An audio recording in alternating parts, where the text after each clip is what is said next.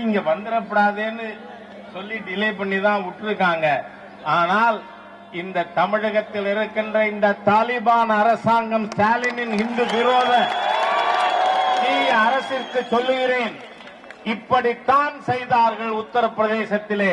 ஆனால் நம் எதிரிகள் இனிமேல் ஆட்சிக்கே வர முடியாது என்ற சூழ்நிலை அங்கே ஏற்பட்டது போல அறுபடை வீட்டிலே முதற்படை வீடான திருப்பரங்குன்றத்தை பங்கு போட அலைகின்ற இந்த ஹிந்து விரோத தீய கூட்டத்திற்கு சொல்லிக் கொள்ள விரும்புகிறேன்.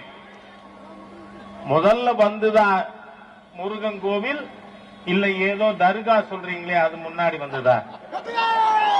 யோசித்து பார்க்கணும். ஏன் இப்பொழுது ஏன் நடக்கிறது? ஸ்டாலின் வரும்பொழுதெல்லாம் இந்துக்களுக்கு எதிராக, திமுக வரும்பொழுதெல்லாம் இந்துக்களுக்கு எதிராக ஏன் நிர்வாகம் நடந்து கொண்டிருக்கிறது என்பதை நாம் மறந்துவிடக் கூடாது.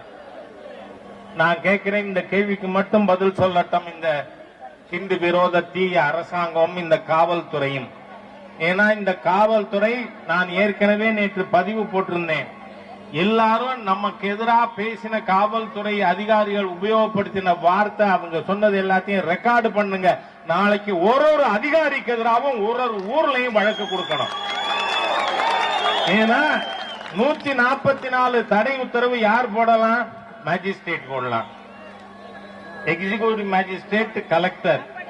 நான் கேட்கிற இந்த கலெக்டரோட அதிகாரம் திருப்பூருக்கு வர இருக்கா? காரைக்குடி வர இருக்கா? சென்னை வர இருக்கா?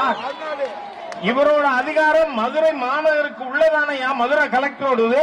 அப்ப அங்க இருக்கிற காவல்துறையினர் நம்மை கைது செய்கிறார்கள், வீட்டு சிறையில வைக்கிறார்கள் என்றால் அரசியல் சட்டப்பிரிவு 21க்கு விரோதமாக, ஃபண்டமெண்டல் ரைட்ஸுக்கு எதிராக நம்மை சிறை வைத்திருக்கிறார்கள். ஒரு காவல்துறை அதிகாரியையும் கோர்ட்டில் ஏற்ற வேண்டியது நம்மோட கடமை. இது இறுதி பாடமா இருக்கணும். இறுதி பாடம். இந்துக்களை தொடாதே. ஏன்னா நவாஸ் கனி வந்தா நடுங்குது உங்களுக்கு காலு. மானங்கட்ட கூட்டம்.